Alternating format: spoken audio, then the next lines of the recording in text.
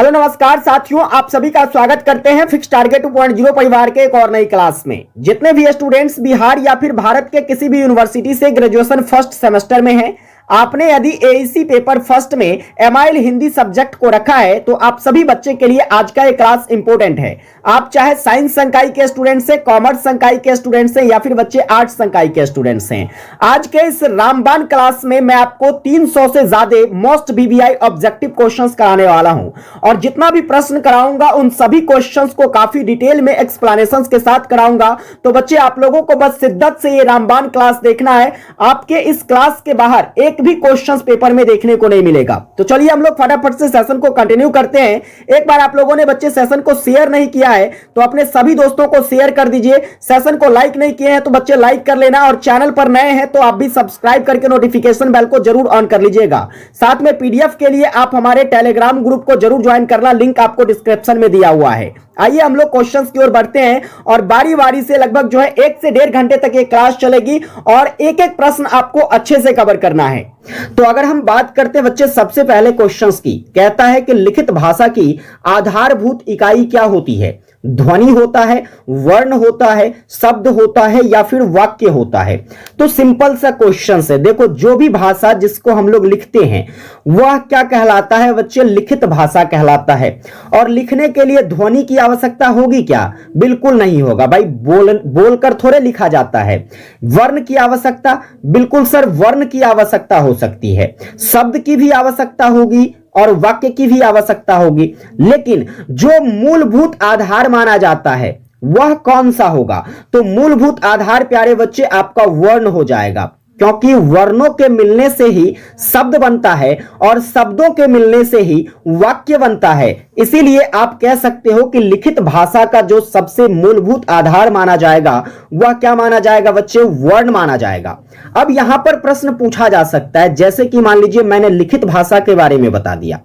अब अगर पूछेगा आपसे कि बताइए मौखिक भाषा का जो है आधारभूत इकाई क्या हो सकता है, तो मौखिक भाषा के लिए प्यारे बच्चे जरूरी है क्या? जैसे हम मुंह से कोई भी चीजों को बोलते हैं तो यहां से हमारी ध्वनि निकलती है। इसीलिए आप लोग याद रखेंगे कि आपके मौखिक भाषा का जो आधारभूत इकाई होगा वह ध्वनि होगा। ठीक है, इसके बाद देखिए यहां से एक और क्वेश्चन बनेगा। जैसे मैं बात करूं भाषा की मूल इकाई की, किसकी बात करता हूं बच्चे? भाषा की जो मूल इकाई मानी जाती है वो क्या मानी जाती है? तो सिंपली आप कहोगे गुरुजी भाषा, इसको व्यक्त करने के लिए हमें चाहे बोलकर या लिखकर व्यक्त करना हो, इसमें वर्ण आएगा या अक्षर आएगा। इसीलिए जो है भाषा की मूलभूत इकाई क्या हो जाएगी बच्चे? तो यह आपका वर्ण या अक्षर हो जाएगा। समझ रहे हो ना? 3 तरीके के क्वेश्चंस मैंने बताए। लिखित भाषा के आधारभूत इकाई के बारे में आप कहोगे वर्ण होगा, मौखिक भाषा के आधारभूत इकाई के बारे में कहोगे सर ध्वनि होगा, भाषा की जो मूल इकाई होगी वह क्या होगा? वर्ण होगा या अक्षर होगा, क्योंकि भाषा या आपके लिखित भाषा भी हो सकते हैं और मौखिक भाषा भी हो सकते हैं। इसके लिए आपको वर्ण की ही आवश्यकता पड़ती है। चलिए अगले सवाल की ओर बढ़ते हैं बच्चे। आपका नेक्स्ट क्वेश्चन स्टार लगाइए, one of the most important, जो कि पूछा जाने वाला क्वेश्चन है।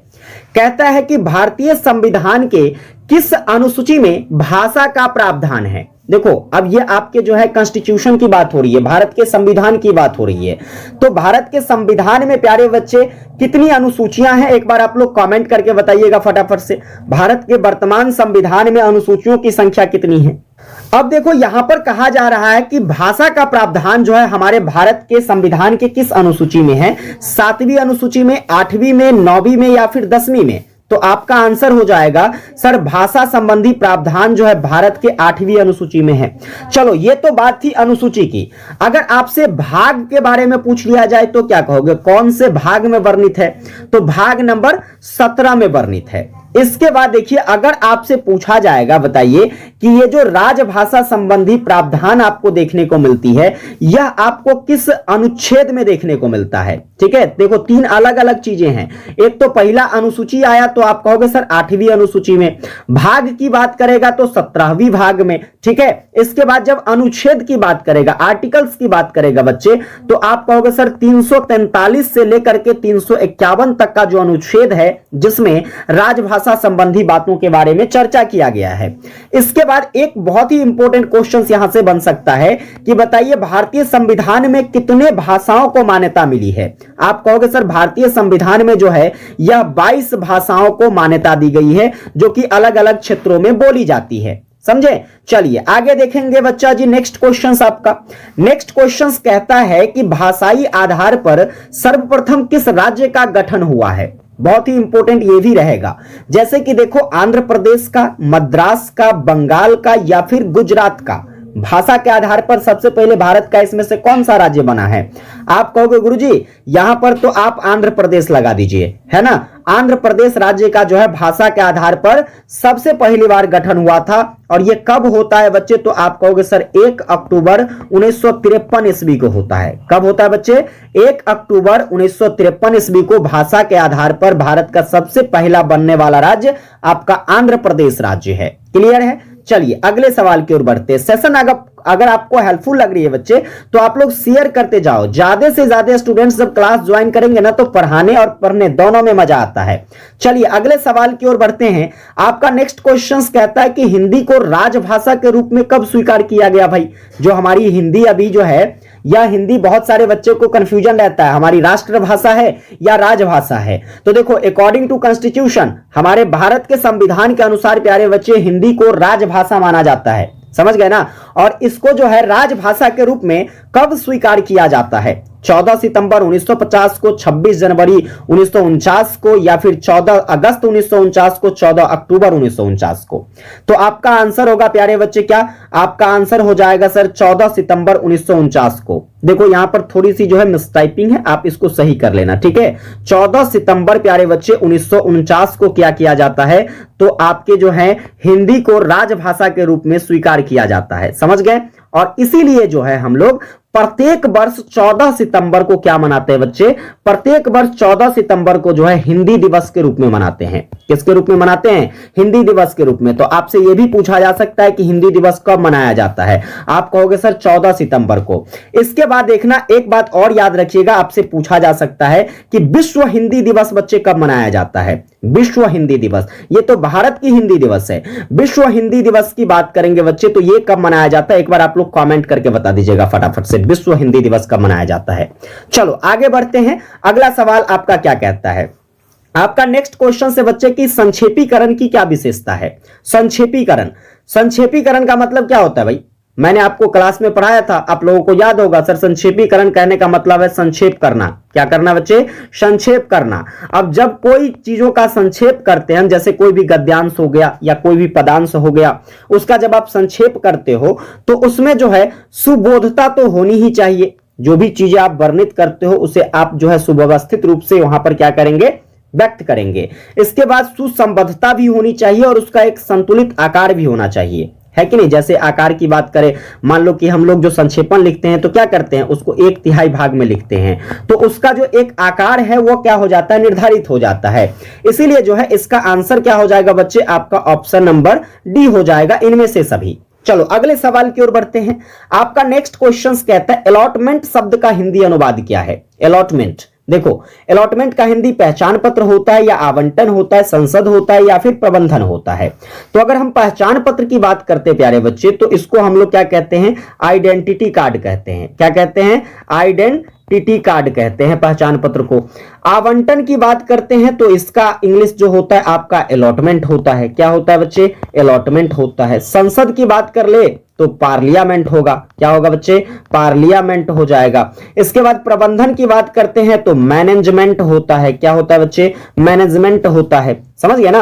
तो ये आपको जो है सारे का अर्थ जो है यहां पर याद रखना है। प्रबंधन भी पूछी जा सकती है, संसद भी पूछा जा सकता है, आवंटन और पहचान पत्र भी पूछा जा सकता है। वैसे पिछले साल जो है इस तरह के कई सारे क्वेश्चंस पूछे गए थे, तो आपको याद रखना है ये सब। और इसके लिए मैंने एक कंप्लीट क्लास भी प्रोवाइड किया है, आप लोग वो भी देख सकते हैं, लिंक आपको डिस्क्रिप्शन में मिल जाएगा। समझे, वहां पर लगभग मैंने 50 से ज्यादा जो है ऐसे वर्ड्स और उसके हिंदी के बारे में आपको बताया है जो कि आपके एग्जाम के दृष्टिकोण से इंपॉर्टेंट है। आगे आइए बच्चे, देखो यहां पर आपसे एक मुहावरा पूछ लिया गया। क्वेश्चन कहता है कि कमर कसना का अर्थ क्या होगा।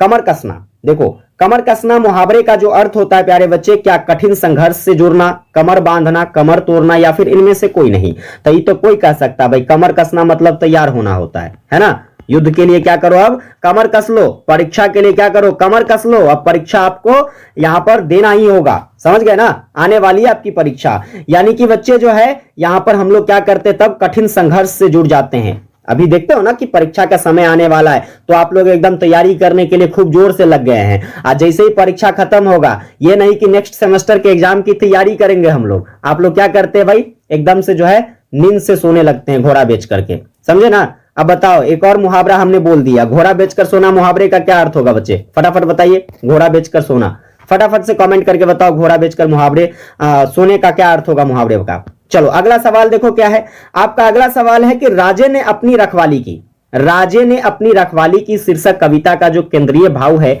वह क्या है, यह पूछा जा रहा है। ये जो कविता है बच्चे, सबसे पहले तो ये याद रखो ये किनकी कविता है, राजे ने रखवाली की। यह कविता किसके द्वारा लिखा गया है, तो आप कहोगे गुरुजी यह सूर्यकांत त्रिपाठी निराला जी के द्वारा लिखा गया है। किसके द्वारा लिखा गया है, सूर्यकांत त्रिपाठी निराला जी के द्वारा लिखा गया है। ठीक है, निराला जी की बात करते हैं तो इनका जो जन्म होता है प्यारे बच्चे, ये कब होता है, आपका आंसर होगा सर इनका जो जन्म हो जाता है, यह जो है आपका जन्म कब होता है, तो 1896 ईस्वी में इनका जन्म हो जाता है, समझे। अब देखिए यहां पर सिंपल सी हम बात करेंगे कि इसमें जो है ये जो आपकी कविता लिखी हुई है, राजे ने अपनी रखवाली की, इस कविता का केंद्रीय भाव क्या है, किस पर आधारित है, तो इसका केंद्रीय भाव है सामंतवाद प्रवृत्तियों के खिलाफ क्या करना, तो व्यंग कसना। ठीक है, यानी कि उसको मजाक उड़ाना, समझे। चलिए आगे देखें, अगला जो आपका टॉपिक क्वेश्चंस क्या है, क्वेश्चंस है कि जायसी के दीक्षा गुरु कौन थे। अब जायसी के दीक्षा गुरु की हम बात करते बच्चे तो सिंपली याद रखेंगे आप लोग, शेख मेहंदी भी इनके गुरु थे, ठीक है, मलिक मोहम्मद जायसी के, और मुबारक शाह भी। इसलिए इसका आंसर क्या हो जाएगा बच्चे, आपका ऑप्शन नंबर बी हो जाएगा। चलो अगले सवाल की ओर बढ़ते हैं, आपका क्या है देखो, अगला जो कि 10वां ऑब्जेक्टिव क्वेश्चन कहता है कि बाबर की ममता के रचयिता कौन है। बाबर की ममता एक कहानी है कि नहीं, एक निबंध है। आप कहोगे सर बाबर की ममता जिसका लेखक कौन है प्यारे बच्चे, तो देवेंद्र नाथ शर्मा जी है। कौन है बच्चे, देवेंद्र नाथ शर्मा जी। इसमें यहां पर याद रखना इसके प्रमुख पात्र के बारे में, ठीक है, जहां से आपको पेपर में ऑब्जेक्टिव क्वेश्चंस पूछा जा सकता है। जैसे कि देखिए ये जो बाबर की ममता कविता आपका जो रचना है, इस रचना में बच्चे सबसे प्रमुख पात्र तो बाबर हैं, बाबर जो कि मुगल वंश के संस्थापक होते हैं, है कि नहीं। इसके बाद इनका जो मुख्य पात्र और है वह है हुमायूं, जो कि बाबर का क्या होता है बच्चे, बेटा होता है। इसके बाद जो है तीसरा होता है माहम, जो कि बाबर की पत्नी होती है बच्चे, क्या होता है, बाबर की पत्नी होती है, ये बाबर का पुत्र होता है, ठीक है, और ये बाबर तो आपके स्वयं हो गए, ठीक है। इसके बाद देखिए इसमें आपको जो है एक हकीम रहता है जिसका नाम है मुर्तुजा। क्या नाम है बच्चे, मुर्तुजा नाम का एक हकीम रहता है। बड़ी एकदम जो है मार्मिक कहानी है ये बच्चे, ठीक है, मार्मिक कथा है, जिसमें आपको देखने को मिलेगा कि एक पुत्र के प्रति जो पिता का वियोग होता है वो क्या होता है। जब उनका बेटा हुमायूं बीमार होता है और उसकी बीमारी खत्म नहीं होती रहती है, तो बाबर जो है अपना प्राण न्यौछावर कर देता है, भगवान से प्रार्थना करता है, अल्लाह से प्रार्थना करता है कि आप इसके बदले हमारी जान ले लो, लेकिन इसको सही कर दो, है कि नहीं। और बाबर की तब क्या हो जाती है, मृत्यु भी हो जाती है, समझ गए ना। तो इस तरीके से जो है यहां पर पुत्र वियोग के बारे में बताया गया है। अब इसके बाद इसमें और भी कई सारे पात्र है प्यारे बच्चे, जैसे कि आपका हो जाता है सेनापति वगैरह सब हो जाता है। इसके बाद जो है दास सब हो जाता है, प्रहरी सब हो जाता है। तो ये सब राजा का दरबार है तो ये सब तो होगा ही, लेकिन प्रमुख रूप से जो है आपको ये सब याद रखना है। बाबर हो जाता है इसका पात्र प्रमुख रूप से, हुमायूं, इसके बाद माहम और मुर्तुजा, समझे। चलिए क्वेश्चंस कहता है हमारा कि खड़ी बोली हिंदी की रचना करने वाले जो प्रथम कवि माने जाते हैं वो कौन है। खड़ी बोली भाषा बोल रही है यहां पर, तो यहां पर देखो खड़ी बोली हिंदी भाषा में रचना करने वाला जो सबसे पहला कवि माना जाता है वह आपके अमीर खुसरो जी को माना जाता है। तो ऑप्शन नंबर क्या हो जाएगा आपका, बी बिल्कुल करेक्ट हो जाएगा। इसके बाद देखो यहां से कई सारे प्रश्न बनेंगे। जैसे हम खड़ी बोली हिंदी भाषा की बात करते हैं तो यह किन किन क्षेत्रों में बोला जाता है। तो अगर क्षेत्र की बात पूछ लिया जाए आपसे, आप कहोगे सर यह जो है यह मेरठ में बोला जाता है, इसके बाद जो है देहरादून में बोला जाता है, ठीक है, और इसके बाद बात करेंगे तो आपका मुरादाबाद में बोला जाता है। इस तरीके से जो है बच्चे कई सारे ऐसे क्षेत्र हैं जहां पर आपको खड़ी बोली भाषा जो है देखने को मिलती है। तो आप लोग ये 3 नाम याद रखोगे, ऑप्शंस में आपसे पूछा जा सकता है ये डाल करके, ठीक है।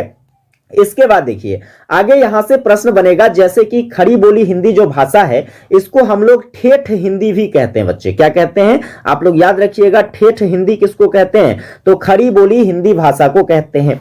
इसका जो दूसरा नाम हो जाता है प्यारे बच्चे, इसका दूसरा नाम और भी है, क्या है? तो इसे हम लोग कौरवी भाषा के नाम से भी जानते हैं, जो कि कौरव वंशों में बोला जाता था, है ना। रामायण महाभारत में आप लोगों ने जो है कौरव वंश को देखा होगा। तो कौरवी भाषा प्यारे बच्चे जो है आपको किसको कहा जाता है? तो खड़ी बोली हिंदी को कहा जाता है। इसके साथ देखना यहां से एक और मोस्ट बीबीआई क्वेश्चंस बनेगा कि खड़ी बोली हिंदी जो है इसका जनक किसको कहते हैं बच्चे? तो आप कहोगे सर भारतेंदु हरिश्चंद्र जी को कहा जाता है।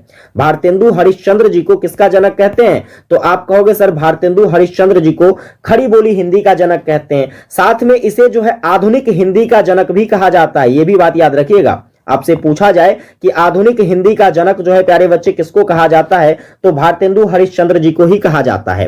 तो इस तरीके से यहां पर आपने कई सारे प्रश्नों को देखा।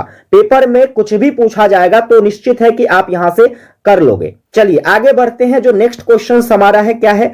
नेक्स्ट क्वेश्चन से देवनागरी लिपि और हिंदी वर्तनी मानकीकरण 1963 ईस्वी में किसने प्रकाशित किया था? हिंदी सलाहकार समिति के द्वारा इसे प्रकाशित किया गया, या फिर हिंदी भाषा परिषद के द्वारा, केंद्रीय हिंदी निर्देशालय के द्वारा, या फिर भारतीय हिंदी परिषद के द्वारा?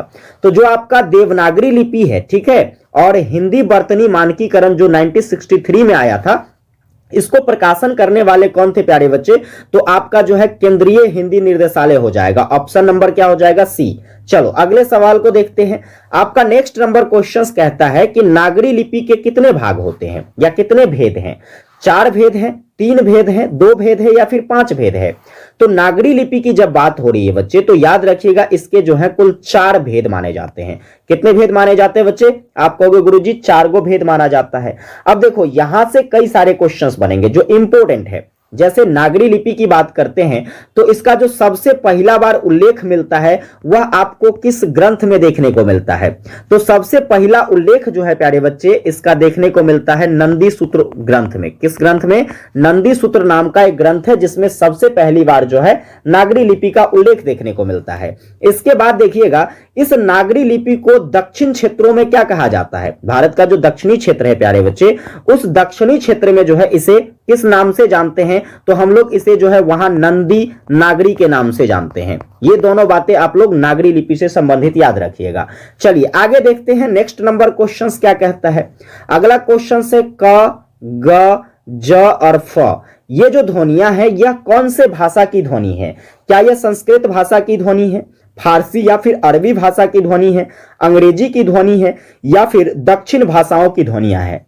तो यहां से जो इसका आंसर हो जाएगा प्यारे बच्चे फारसी और अरबी भाषा की ये ध्वनियां हो जाती है। जैसे कि आप देखते होंगे क जो लिखा जाता है यहां पर एक बिंदिया रहती है ना, ये नीचे की तरफ। ग जो लिखा जाता है यहां भी एक बिंदी लगल रहता है। ज जो लिखा जाता है यहां भी एक बिंदी लगल रहता है, और फ जो लिखा जाता है यहां भी एक बिंदी। तो इस तरह के जो शब्द आपको दिखेंगे बच्चे यह आपके जो है फारसी अरबी भाषा के शब्द हो जाएंगे। कौन से भाषा के? फारसी और अरबी भाषा के शब्द हो जाएंगे। क्लियर है? चलो आगे बढ़ते हैं। अगला सवाल देखिएगा क्या है। आपका नेक्स्ट नंबर क्वेश्चन कहता है कि किसी संक्षिप्त कथन को विस्तार पूर्वक लिखना जो है यह क्या कहलाता है? अब देखो कोई भी संक्षेपण कथन है यानी कि शॉर्ट में कोई भी बातें कही गई है, उस शॉर्ट बातों को जब आप बढ़ा चढ़ाकर कहते हो, विस्तार पूर्वक कहते हो, तो वह क्या कहलाता है? पलवन कहलाता है, संक्षेपण कहलाता है, प्रारूपण या फिर टिप्पण कहलाता है? तो संक्षेपण तो भैया पहले नहीं होगा क्योंकि पहले से संक्षेप में है, इसको हम लोग विस्तार पूर्वक लिख रहे हैं। यानी कि भाव का क्या कर रहे हैं बच्चे? यहां पर भाव का हम लोग विस्तार कर रहे हैं। तो भाव का विस्तारण कहां पर होता है? आप कहोगे गुरुजी पलवन में होता है। पलवन में क्या होता है बच्चे? भाव का विस्तारण होता है। इसीलिए यहां पर ऑप्शन क्या हो जाएगा आपका? ए नंबर बिल्कुल करेक्ट हो जाएगा। इसके साथ साथ देखना यहां पर और भी कई सारे प्रश्न बनेंगे। जैसे संक्षेपण की बात हो रही थी तो संक्षेपण का दूसरा नाम क्या क्या होगा बच्चे? ठीक है, संक्षेपण का दूसरा नाम क्या क्या आप कह सकते हो? तो आप कहोगे गुरुजी संक्षेपण का जो दूसरा नाम होगा वह सबसे पहला तो आप कह सकते हो सार लेखन होगा। क्या होगा बच्चे? सार लेखन, या फिर हम कह सकते हैं इसको सारांश कह सकते हैं। क्या कह सकते हैं? सारांश। फिर या आप कह सकते हो क्या, तो संक्षिप्त लेखन भी इसे कह सकते हैं। हम क्या कह सकते हैं इसको बच्चे, संक्षिप्त लेखन। तो ये भी याद रखिएगा, जैसे कि ऑब्जेक्टिव में पूछ लिया जाए कि संक्षेपण का दूसरा नाम निम्नलिखित में से कौन सा नहीं है। अब यहां पर ये तीनों ऑप्शन दे देगा, एक ऑप्शन ऐसा होगा जो संक्षेपण का दूसरा नाम नहीं हो सकता है, तो आपको क्या करना होगा, वहां पर उसको चुनना होगा। तो इस टाइप से पेपर में क्वेश्चंस आते हैं, आपको ध्यान रखने हैं। आगे बढ़िए, अगला सवाल देखते हैं। अगला सवाल कहता है कि असिस्टेंट का हिंदी अनुवाद क्या होगा। असिस्टेंट, चलिए भाई, बड़ा इंपॉर्टेंट है, कई बार पेपर में आया है, तो आप लोग इसका आंसर देख लीजिए क्या है। तो असिस्टेंट की हम बात करते हैं बच्चे, तो इसका जो शाब्दिक अर्थ हो जाता है हिंदी में, वह हो जाता है क्या, तो वह हो जाता है सहायक। असिस्टेंट का मतलब क्या होता है बच्चे, सहायक होता है। इसके बाद देखिए, यहां पर लिपिक की बात करते हैं, तो इसका जो अंग्रेजी रूप हो जाएगा वो हो जाएगा अकाउंटेंट हो जाएगा। क्या हो जाएगा बच्चे, अकाउंटेंट हो जाएगा आपका जो है लिपिक का इंग्लिश रूप। इसके बाद कर्मचारी की बात करेंगे तो एम्प्लॉयर क्या हो जाएगा बच्चे, आप कहोगे सर एम्प्लॉयर को हिंदी में क्या कहते हैं, कर्मचारी कहते हैं। ये सब भी याद रखना, एग्जाम में यहां से भी क्वेश्चंस पूछे जा सकते हैं। और इस पर मैंने एक कंप्लीट जो है वीडियो बना दिया, जहां पर लगभग 50 से ज्यादा जो है मैंने क्या किया है, तो इस तरह के शब्दों का जो है वहां पर क्लास करवाया है। आप लोग उस क्लास को भी देख करके सारे वर्ड्स को क्लियर कर सकते हो। चलिए आगे देखेंगे बच्चे। अगला जो है आपका एक इंपॉर्टेंट मुहावरा है, घोड़ा बेचकर सोना। इसका जो है ये जो क्वेश्चन से प्यारे बच्चे, मैंने कल के क्लास में भी चर्चा किया था कि आप लोग जो है एग्जाम होने के बाद बिल्कुल घोड़ा बेचकर सो जाते हो। ये नहीं कि हमें आगे की भी तैयारी करनी है। तो घोड़ा बेचकर सोने का सीधा सीधा मतलब निकल के आता है निश्चिंत हो जाना। अब एग्जाम हो गया, थोड़ा सा आप रेस्ट कर लेते हैं, एकदम निश्चिंत बेफिक्र हो जाते हैं हम लोग। क्या हो जाते हैं, कोई फिक्र नहीं। चलिए, तो आपका ऑप्शन क्या हो जाएगा बच्चे, बी नंबर हो जाएगा। चलो अगला सवाल देखते हैं क्या है आपका। अगला सवाल में कहता है कि राजा ने राज्य के किस चीज के फैलने की बात जो है यह दरबारियों से पूछा था। अब ये जो क्वेश्चंस है आपके सदाचार के ताबीज चैप्टर से लिया गया है। किससे लिया गया बच्चे, सदाचार के ताबीज चैप्टर से लिया गया है। अब देखो यहां पर सदाचार के जो ताबीज चैप्टर है, यहां पर क्या होता है, तो राजा के साम्राज्य में क्या हो जाता है, तो भ्रष्टाचार फैल जाता है। अब इस भ्रष्टाचार की जानकारी जो है राजा को दरबारियों से लगती है, इसीलिए यहां पर आपका ऑप्शन क्या हो जाएगा बच्चे, भ्रष्टाचार हो जाएगा। राजा को जो दरबारियों से जानकारी मिलती है वो किसके बारे में जानकारी मिलती है, भ्रष्टाचार के बारे में जानकारी मिलती है। प्रश्न यहां पर और भी कई सारे बनेंगे, जैसे कि बताइए सदाचार के जो ताबीज चैप्टर है यह कौन सी विधा है। आप कहोगे सर यह एक निबंध है, और यह निबंध लिखा किसके द्वारा गया है, तो आप कहोगे सर इसके जो लेखक हैं वह है हरिशंकर परसाई। कौन है बच्चे, हरिशंकर परसाई जी के द्वारा इसको लिखा गया है। आगे देखेंगे तो यहां पर जो ये आपका निबंध रचना है, इसमें इसको जो है व्यंग्यात्मक तरीके से व्यक्त किया गया है। क्या किया गया बच्चे, एक व्यंग तरीके से, यानी कि हंसी मजाक के तरीके से व्यक्त किया गया है। साथ में इस चैप्टर का जो मूल उद्देश्य रहा है बच्चे, वो क्या रहा है, तो इसका जो मूल उद्देश्य प्यारे भाई वह है आपको भ्रष्टाचार से निजात पाना। किससे निजात पाना, भ्रष्टाचार से निजात पाना। केवल बातें बनाकर या फिर जो है डिंग हाँक कर बच्चे जो है हम क्या नहीं कर सकते, भ्रष्टाचार को दूर नहीं कर सकते हैं। इसके लिए हमें कुछ ना कुछ अलग प्रयास करने होंगे, और ये सारी जानकारी आपको सदाचार के ताबीज निबंध में देखने को मिलती है। आगे बढ़िए, अगला नंबर क्वेश्चन कहता है गेहूं और गुलाब शीर्षक की विधा कौन सी है। गेहूं और गुलाब, ठीक है बच्चे, गेहूं और गुलाब की बात करते हैं तो क्या यह निबंध है, ललित निबंध है, व्यंग्यात्मक निबंध है, या फिर इनमें से कोई नहीं। तो आपका आंसर हो जाएगा सर यह जो है आपका एक ललित निबंध है। ठीक है, अब देखो यहां से काफी इंपॉर्टेंट क्वेश्चंस बनेंगे। जैसे कि हम बात करें सबसे पहले, गेहूं और गुलाब जो रचना है यह एक ललित निबंध जो कि किसके द्वारा लिखा गया है। आप कहोगे सर राम वृक्ष बेनीपुरी जी के द्वारा लिखा गया है। किसके द्वारा लिखा गया बच्चे, राम वृक्ष बेनीपुरी के द्वारा। याद अगर नहीं रहेगा तो याद रखना, गेहूं के आटा से पूरी बनता है। क्या बनता है बच्चे, गेहूं के आटा से पूरी बनता है, इसीलिए इसके लेखक राम वृक्ष बेनीपुरी जी। समझ गए, इसको लिखा कब गया था बच्चे, तो 1948 से लेकर के 1950 के बीच में यह आपके गेहूं और गुलाब शीर्षक निबंध को लिखा गया था। इसके बाद देखना, इसमें दो शब्दों का प्रयोग किया गया है। एक तो आपका गेहूं शब्द है और दूसरा बच्चे जो है आपका गुलाब शब्द है। ठीक है, अब ये दोनों शब्द जो है इसका जो है प्रयोग किस उद्देश्य से किया गया है, तो गेहूं जो शब्द है प्यारे बच्चे यह किसको दर्शाता है, तो यह आपके भौतिक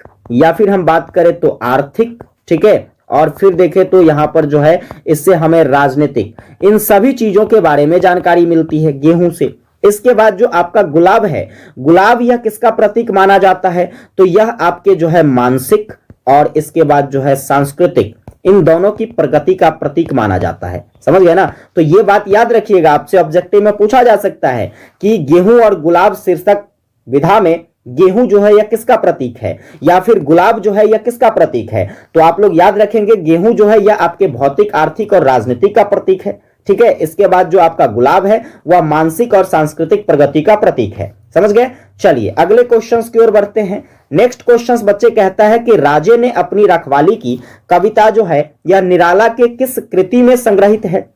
निराला का वह कौन सा काव्य संग्रह है जिससे जो है आपके राजे ने अपनी रखवाली की कविता को लिया गया है, ऐसा पूछा जा रहा है। जैसे कि ऑप्शन है अनामिका, नए पत्ते, उपयुक्त में से दोनों, या फिर इनमें से कोई नहीं। तो यहां पर बच्चे काफी ज्यादा कंफ्यूज होंगे। ज्यादातर बच्चे जो है इसका आंसर सी करने वाले हैं, है कि नहीं? लेकिन वो आपका गलत हो जाएगा। कहोगे गुरुजी कैसे? तो देखो यहां पर जो है आपका राजे ने अपनी रखवाली की कविता, यह आपके जो है सूर्यकांत त्रिपाठी निराला जी के नए पत्ते काव्य संग्रह से लिया गया है। नया पत्ता काव्य संग्रह याद रखना, यह आपके जो है 1946 ईस्वी में प्रकाशित होती है। कब प्रकाशित होती है बच्चे? 1946 में इसका प्रकाशन होता है। इसके साथ साथ देखिए अगर हम बात करते हैं सूर्यकांत त्रिपाठी निराला जी की, किसकी बात करते हैं बच्चे? सूर्यकांत त्रिपाठी निराला जी की बात करते हैं, तो इनका जो सबसे पहला काव्य था, सबसे पहला काव्य ये कब आया था? तो सबसे पहला काव्य जो है 1916 में आया था। और वह कौन सा काव्य था बच्चे? तो याद रखना जूही की कली। कौन सी? जूही की कली नाम का एक काव्य संग्रह जो है यह आपके सूर्यकांत त्रिपाठी निराला जी का 1916 में आया था, जो इनका सबसे पहला काव्य संग्रह है। इसके साथ देखिए अनामिका काव्य संग्रह की बात करते हैं। अनामिका काव्य संग्रह प्यारे बच्चे ये भी आपके सूर्यकांत त्रिपाठी निराला जी की ही है, जो कि 1923 में प्रकाशित किया गया था। कब प्रकाशित होता है? 1923 में प्रकाशित होता है। तो ये सारे फैक्ट बच्चे आपको अच्छे से याद रखने हैं। तो देखिए क्वेश्चंस की बात करेंगे तो यहां पर जो क्वेश्चंस है, क्वेश्चंस कहता है कि हिंदी वर्णमाला में अंतिम पंचमाक्षर का उच्चारण स्थान क्या है? अब यहां पर ये चीजें समझने वाली है, ध्यान से जरा समझना। कहता है अंतिम पंचमाक्षर, ये होता कहां है? तो अंतिम पंचमाक्षरों की बात करें तो जैसे कि हिंदी वर्णमाला में आपको स्वर देखने को मिलता है, फिर इसके बाद बच्चे आपको व्यंजन वर्ण देखने को मिलता है। तो इस व्यंजन वर्ण में जो आपको स्पर्श व्यंजन वर्ण जैसे कि क ख ग घ हो जाता है, फिर आपका च छ ज झ हो जाता है, ट ठ ड ढ हो जाता है, त थ द द हो जाता है, और अंत में आपका जो है प फ व व हो जाता है। ये 5 वर्ग जो है, जिसमें आप देखते होंगे कि सभी वर्ग में 5-5 वर्ण होते हैं। कितने वर्ण होते हैं बच्चे? 5-5 वर्ण। अब इसके जो अंतिम वर्ण है, इसी को हम लोग अंतिम पंचमाक्षर कहते हैं। ठीक है, जैसे कि क ख ग घ में जो सबसे लास्ट में आता है वह आपका अंगा आता है। च छ ज झ में प्यारे बच्चे क्या आता है? आपका य आता है। ट ठ ड ढ में क्या आता है? अर आता है। त थ द द में क्या आता है? आपका न आता है। और प फ ब व में क्या आता है बच्चे? आपका म आता है। तो ये आपके पंचमाक्षर हो गए। अब आपसे क्वेश्चंस पूछ रहा है कि इसका उच्चारण स्थान क्या होगा? हम किस ऐसे स्थानों से इस वर्णों को बोल पाते हैं? तो जैसे आप बोल कर देखो, जब अंगा कहते हैं तो ऐसा स्पष्ट होता है कि हम जो है इसको बोलने के लिए नाक का सहारा लेते हैं। य कहते हैं तो ऐसा लगता है कि हमारी जो ध्वनि है ये नाक से निकल रही है। इस प्रकार से हम कह सकते हैं कि ये जो 5 वर्ण है प्यारे बच्चे, जिसका उच्चारण स्थान क्या हो जाएगा? अनुनासिक हो जाएगा हमारा। क्या हो जाएगा? ऑप्शन नंबर यहां पर ए आपके क्वेश्चंस का आंसर है। ठीक है, चलिए अगला सवाल कहता है क्या है? देखो अगला सवाल है कि इसमें संयुक्त व्यंजन कौन सा है? अब संयुक्त व्यंजन की बात करेंगे तो यह भी आपके व्यंजन वर्ण में ही आता है। व्यंजन वर्ण के कितने प्रकार हैं? आप कहोगे गुरुजी व्यंजन वर्ण के जो है ना, व्यंजन वर्ण के 4 गो प्रकार है। सबसे पहला देखिए तो आपका स्पर्श व्यंजन वर्ण आ जाता है। इसके बाद जो दूसरा होता है वह आपका अंतःस्थ व्यंजन होता है। क्या होता है बच्चे? अंतःस्थ व्यंजन। फिर आपका क्या आ जाता है? तो आपका आ जाता है उष्ण व्यंजन, और चौथे नंबर पर आ जाता है आपका संयुक्त व्यंजन। अब यहां पर क्वेश्चंस आपके इस संयुक्त व्यंजन वर्ण से है। संयुक्त व्यंजन वर्णों की बात करते हैं बच्चे तो इसकी टोटल संख्या जो होती है कितनी होती है? 4 गो होता है। कौन कौन सा संख्या होता है? तो यहां पर देखो कौन कौन से ऐसे वर्ण हैं। तो सबसे पहला तो आपका आ जाएगा अक्ष, फिर आ जाएगा आपका त्र, इसके बाद आ जाता है आपका ज्ञ, और इसके बाद जो है आखिर में आ जाता है आपका स्र। तो ये 4 आपके जो है संयुक्त व्यंजन वर्ण हो गए। अब यहां पर खोजो, देखो जैसे कि यहां पर क्या दिख रहा है? ज्ञ दिख रहा है। तो आपका जो है संयुक्त व्यंजन वर्ण यहां पर क्या हो जाएगा बच्चे? आप कहोगे सर ज्ञ हो जाएगा। अब देखो यहां से बहुत ही लॉजिकल क्वेश्चंस बन जाएंगे। कहोगे सर कैसे क्वेश्चंस बनेंगे, जरा उस पर चर्चा कीजिए। तो सिंपली यहां पर देखो आपसे पूछा जा सकता है कि ये जो ज्ञ है, यह ज्ञ किन किन वर्णों के मेल से बना हुआ है। तो सिंपल सी बात है, देखो इंग्लिश में जब हम लोग ज्ञ का इंग्लिश लिखते हैं तो कैसे लिखते हैं, JYN लिखते हैं, है ना। JYN से क्या होता है, ज्ञ होता है। तो जे से हो गया प्यारे बच्चे आपका ज, और YN से आपका हो जाता है य, यानी कि ज और य के मिलने से क्या बनता है, तो ज्ञ बनता है। समझे, ये सब याद रखिएगा। इसके बाद जैसे कि आपका अक्ष है, तो अक्ष प्यारे बच्चे हम लोग इंग्लिश में कैसे लिखते हैं, के लिखते हैं। इसके बाद बड़ी S और छोटी h लिखते हैं। तो देखो के से आपका होता है क, और इसके बाद जो है आपका बड़ी S और छोटी h से हो जाता है आपका क्या, तो मूर्धन स, यानी कि क और मूर्धन स के मिलने से प्यारे बच्चे आपका क्या बनता है, अक्ष बनता है। समझे। इसके बाद दो और आपका जो है संयुक्त व्यंजन वर्ण है, जैसे कि हम लोग बात करते हैं त्र की। किसकी बात करते हैं बच्चे, त्र की। इंग्लिश में हम लोग लिखते हैं TR से त्र, अर्थात T से हो गया आपका त और R से हो गया आपका र, यानी कि त हलंत र के मिलने से आपका क्या बन जाता है, त्र बन जाता है।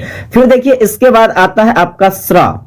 अब देखो स्र कैसे बनेगा भाई, तो जैसे कि हम लोग जो है श्री लिखते हैं ना, श्री राम, या फिर मान लीजिए अपने पिता के नाम से पहले आप श्री लगाते हो, तो कैसे लिखते हो, श्री को इंग्लिश में लिखते हैं SH, ठीक है, SHRI लिखते हैं। तो यहां पर स्र है तो हम लोग लिखेंगे SH।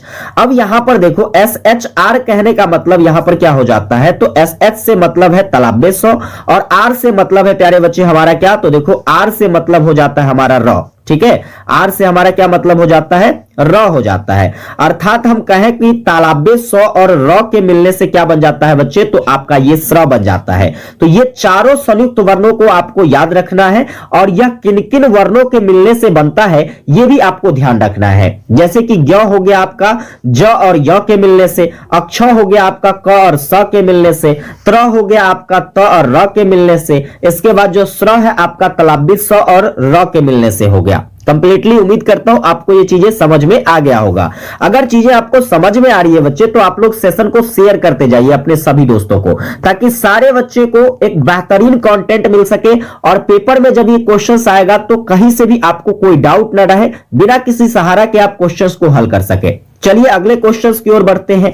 तो बच्चे अगला जो क्वेश्चन है आपका कहता है टिप्पण लेखन में लेखक कहां हस्ताक्षर करता है। अब जैसे मान लीजिए कि हम लोग टिप्पण लेखन करते हैं। टिप्पण लेखन क्या होता है बच्चे, सबसे पहला बात तो यहां पर यह बन जाता है कि आखिर आप टिप्पण लिखते क्यों हैं। तो देखो कोई भी मामला हो उसके निपटारा करने के लिए या उसका समाधान पाने के लिए जो है टिप्पण लिखा जाता है।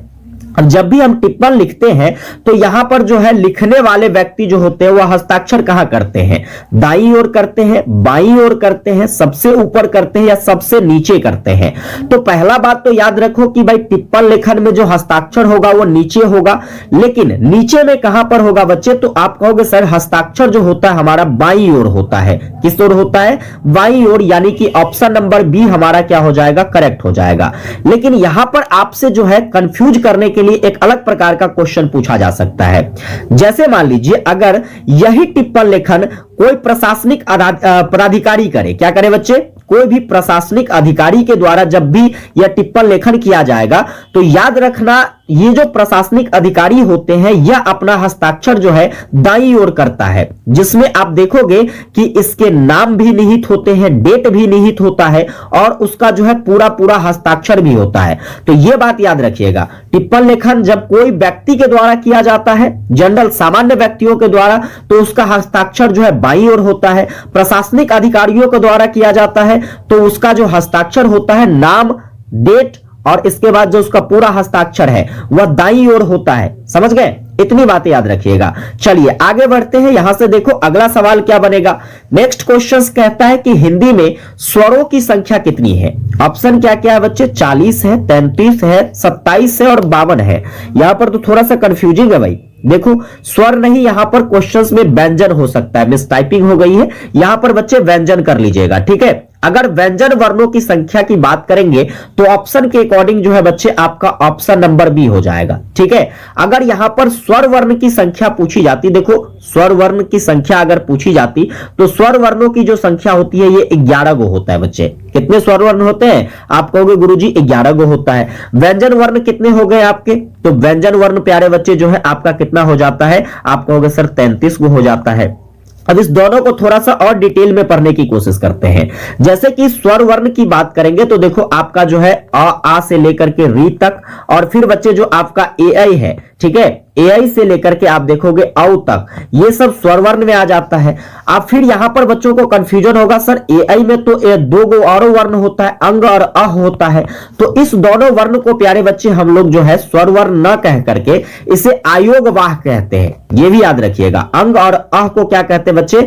आयोगवाह। तो पेपर में आपसे पूछा जा सकता है कि आयोगवाह वर्णों की संख्या कितनी होती है? आप कहोगे 2 गो होता है। कौन कौन होता है? तो अंग होता है और फिर अ होता है, समझे कि नहीं? इसके बाद देखिए व्यंजन वर्ण के बारे में तो काफी डिटेल में मैंने आपको बताया ही है कि यह 4 प्रकार के होते हैं। स्पर्श व्यंजन वर्ण होता है, इसके बाद जो है आपका अंतःस्थ व्यंजन वर्ण होता है, इसके बाद देखिए तो आपका उष्ण व्यंजन वर्ण होता है, और फिर जो है आपका संयुक्त व्यंजन वर्ण होता है। अब देखो इसकी संख्याओं की बात कर लेते हैं। जब आपसे पूछा जाएगा बताओ स्पर्श व्यंजन वर्णों की संख्या कितनी होती है? आप कहोगे गुरुजी 25 गो होता है, जिसमें क ख ग घ से लेकर के प फ ब व तक होता है। अगर अंतःस्थ व्यंजन की बात करें तो इसकी संख्या 4 गो होता है, य र ल और व। ये 4 गो क्या होता है प्यारे बच्चे? तो आपके जो है अंतःस्थ व्यंजन वर्ण होते हैं। उष्ण व्यंजन वर्णों की बात करते हैं, यहां पर देखना उष्ण व्यंजन वर्णों की बात करते हैं तो इसकी भी संख्या प्यारे बच्चे कितनी होती है? 4 होती है, जिसमें आप कौन कौन से वर्णों को जानेंगे तो देखिए जैसे कि आपका तलव्य स हो जाता है, मूर्धन्य स हो जाता है, दंत स हो जाता है, और आपका जो है ह हो जाता है। आप देखो ना, इस वर्ण को बोलिएगा, बोलते समय अपनी हाथ को मुंह के सामने रखिए, ऐसा लगेगा कि ये जो वर्ण है हमारे मुंह से जब निकलता है तो उष्मा निकलती है, मतलब गर्माहट सा महसूस होता है कि नहीं? इसलिए इसको हम लोग उष्ण व्यंजन वर्ण कहते हैं। इसके बाद संयुक्त व्यंजन वर्ण के बारे में तो आपको बताइए दिए हम कि इसकी संख्या कितनी होती है? 4 होती है। तो ये सब भी आपको याद रखना है, पेपर में क्वेश्चंस पूछे जा सकते हैं। चलिए अगले सवाल की ओर बढ़ते हैं। अगला सवाल देखो आपका आ गया मुहावरा, कहता है ऊंट के मुंह में जीरा। ऊंट के मुंह में जीरा जो है एक प्रकार की, इसे हम मुहावरा की संज्ञा भी दे सकते हैं, हालांकि एक तरीके से यह एक कहावत है, लोकोक्तियां है। अब इसका क्या अर्थ होगा? ऊंट जैसा प्राणी, या फिर आवश्यकता से कम, या फिर आवश्यकता से जो अधिक होता है वो, या फिर इनमें से कोई नहीं। तो देखो ऊंट जो होता है प्यारे बच्चे ये बहुत बड़ा जानवर होता है ना?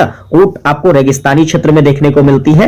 तो यहां पर देखिए बच्चे ये जो है ऊंट बहुत बड़ा जानवर है, और इसको अगर थोड़ा सा खाने के लिए दिया जाएगा तो बताइए, यह तो कहने के लिए हो गया कि ऊंट के मुंह में जीरा, यानी कि जितनी आवश्यकता है उसको आप उससे कम दे रहे हैं, है ना? आवश्यकता से कम देना कहने का मतलब है ऊंट के मुंह में जीरा। चलो अगले सवाल की ओर बढ़ते हैं।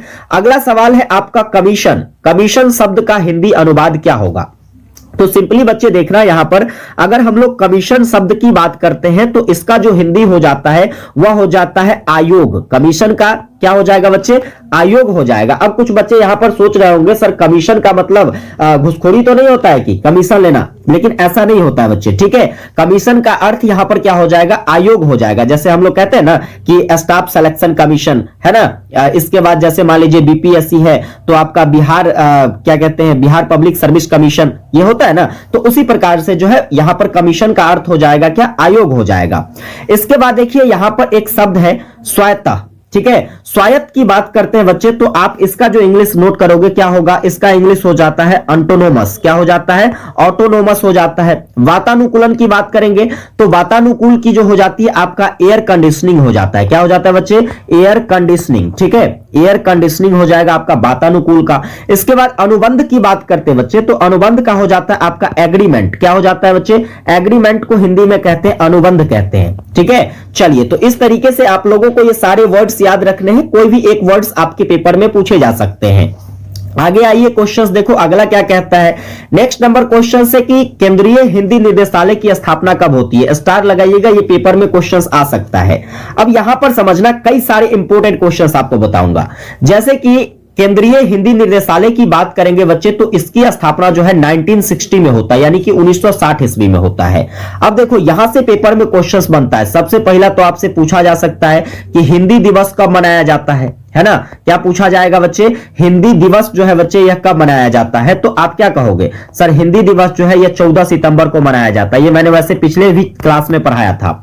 लेकिन यहां पर देखो आपसे एक और क्वेश्चन पूछे जा सकते हैं कि विश्व हिंदी दिवस कब मनाया जाता है। यह तो आपका राष्ट्रीय स्तर वाला था जो भारत में मनाया जाता है प्रत्येक वर्ष 14 सितंबर को। लेकिन बच्चे विश्व हिंदी दिवस कब मनाया जाता है? तो आप कहोगे सर यह 10 जनवरी को मनाया जाता है। विश्व हिंदी दिवस कब बनता है बच्चे? आपका जवाब होगा सर 10 जनवरी को बनता है। फिर अगर हम बात करेंगे जैसे कि पूछ लिया जाए आपसे शिक्षक दिवस कब मनाया जाता है, तो ये सब तो सिंपल है भाई। शिक्षक दिवस जो है ये आप सभी लोग मनाते हैं 5 सितंबर को। कब मनाते हैं बच्चे? 5 सितंबर को शिक्षक दिवस मनाते हैं। इसके बाद देखिएगा आपसे पूछा जा सकता है विज्ञान दिवस कब मनाते हैं, है ना? विज्ञान दिवस की बात करेंगे प्यारे बच्चे तो यह प्रत्येक वर्ष जो है 28 फरवरी को मनाया जाता है, जो कि हमारे राष्ट्रीय स्तर का होता है। लेकिन अगर मान लीजिए विश्व विज्ञान दिवस आपसे पूछा जाएगा, क्या पूछा जाएगा? विश्व विज्ञान दिवस कब बनता है? तो आपका जवाब होगा सर विश्व विज्ञान दिवस जो है यह 10 नवंबर को प्रत्येक वर्ष मनाया जाता है। ये सारे डेट्स याद रखिएगा। इसमें से अगर क्वेश्चंस पूछा जाता है दिवस वाला तो एक क्वेश्चन जो है यहां से पक्का कर लो, ठीक है? इसके बाहर कुछ नहीं पूछेगा, ये 5 गो में से एगो पक्का। आगे आइए क्वेश्चन अगला क्या कहता है। अगला क्वेश्चन है जायसी कवि है। अब जायसी मलिक मोहम्मद जायसी की बात करते हैं बच्चे, यह किस प्रकार के कवि थे? तो सबसे पहला तो ये प्रेम मार्गी कवि थे और दूसरा जो है यह निर्गुण भक्ति धारा के भी कवि थे। इसलिए इसका आंसर क्या हो जाएगा आपका? ऑप्शन नंबर सी हो जाएगा। उपयुक्त में से दोनों हो जाएगा, ठीक है। चलो अगले सवाल की ओर बढ़ते हैं। आपका नेक्स्ट क्वेश्चन कहता है कि निराला जी की सर्वाधिक लंबी कविता कौन सी है? निराला जी काफी जो है प्रसिद्ध कवि माने जाते हैं। वैसे तो इनकी कई सारी रचनाएं रही थी, इन्होंने कविता भी लिखा, निबंध भी लिखा, है ना? अलग अलग प्रकार से इन्होंने उपन्यास लिखा। तो कहीं ना कहीं काफी प्रसिद्ध कवियों या फिर काफी प्रसिद्ध लेखकों के रूप में जाने जाते हैं आपके सूर्यकांत त्रिपाठी निराला जी। अब यहां पर इनके कविता के बारे में पूछा जा रहा है कि सबसे लंबा कविता इनका कौन रहा था। देखो यहां पर ऑप्शन क्या क्या है। ऑप्शन है वह तोड़ती पत्थर, राम की शक्ति पूजा, दोनों या फिर इनमें से कोई नहीं। तो इसका जो करेक्ट आंसर हो जाएगा आपका ऑप्शन नंबर बी हो जाएगा बच्चे। राम की शक्ति पूजा जो है इसकी सबसे लंबी कविता है। अब यहां पर देखिए कई सारे प्रश्न बनेंगे। जैसे मान लीजिए राम की शक्ति पूजा कविता की बात करें तो पेपर में पूछ सकता है इसका प्रकाशन कब हुआ था। आप कहोगे सर इसका जो प्रकाशन हुआ था 1936 ईस्वी में हुआ था, ठीक है। इसके बाद वह तोड़ती पत्थर, यह भी आपके सूर्यकांत त्रिपाठी निराला जी की ही कविता है। इसका प्रकाशन कब होता है? तो 1935 ईस्वी में इसका प्रकाशन होता है। ये दोनों डेट याद रखिएगा, समझे। चलिए अगले सवाल की ओर बढ़ते हैं। आपका जो नेक्स्ट ऑब्जेक्टिव क्वेश्चन से प्यारे बच्चे कहता है कि कल तुम्हारे हाथ पैर टूट जाएंगे। सुनकर आपको कैसा महसूस होता है? अगर कोई व्यक्ति आपको कहे कि कल तुम्हारा जो है हाथ पैर तोड़ देंगे भाई, ठीक है, तो बताओ आपको सुनने के बाद कैसा महसूस होगा? क्रोध आएगा, भय आएगा, या फिर जो है क्या कहते हैं तो ननिधि आएगा, या फिर इनमें से कोई नहीं? तो सिंपली बच्चे यहां पर देखो कहने का तात्पर्य हमारा है कि कोई बच्चे जो है हमको धमका रहा है, मतलब हमको धमकी दे रहा है कि कल तुम्हारा जो है हाथ पैर तोड़ देंगे। तो वैसे स्थिति में हमारे अंदर जो है भय पैदा होता है। क्या पैदा होता है? भय। क्या सच में तो नहीं ऐसा कर देगा वो? तो इसीलिए यहां पर जो सही आंसर हो जाएगा क्या हो जाएगा? ऑप्शन नंबर बी हो जाएगा, भय पैदा हो जाएगा, ठीक है। अब देखो भय जो है आपका प्यारे बच्चे आपके सिलेबस में एक निबंध है, ठीक है। भय एक निबंध है जो कि किसके द्वारा लिखा गया है? आप कहोगे सर रामचंद्र शुक्ल जी के द्वारा लिखा गया है। किसके द्वारा लिखा गया है? रामचंद्र शुक्ल जी के द्वारा भय नामक निबंध लिखा गया है। ये सब याद रखिएगा। इसके बाद देखिए एक सबसे इंपॉर्टेंट क्वेश्चन यहां पर पूछा जा सकता है कि आपका भय निबंध जो है इस निबंध को कहां से लिया गया है? तो रामचंद्र शुक्ल जी का एक निबंध संग्रह है जिसका नाम है चिंतामणि, ठीक है। चिंतामणि नाम का निबंध किसने लिखा? तो आप कहोगे सर रामचंद्र शुक्ल ने लिखा है। इसी निबंध संग्रह से जो है आपके इस भय निबंध को लिया गया है। यह भी बात याद रखना। चलो क्वेश्चन है कि देवनागरी लिपि का विकास का क्रम क्या रहा है? यानी कि देवनागरी लिपि जो है हमारी हिंदी भाषा की सबसे प्रमुख लिपि मानी जाती है। कौन सी? देवनागरी लिपि मानी जाती है। इस देवनागरी लिपि का जो विकास हुआ था वह किस क्रम में हुआ था? जैसे कि यहां पर ऑप्शन को फोकस करना। पहला ऑप्शन में दिया हुआ है ब्राह्मी लिपि, गुप्त लिपि, कुटिल लिपि, प्राचीन नागरी और फिर देवनागरी। इस तरीके से यहां पर जो क्रम दिए गए हैं आपको बताना है कि इसमें कौन सा क्रम जो है बिल्कुल सही है आपके देवनागरी लिपि के विकास को लेकर के।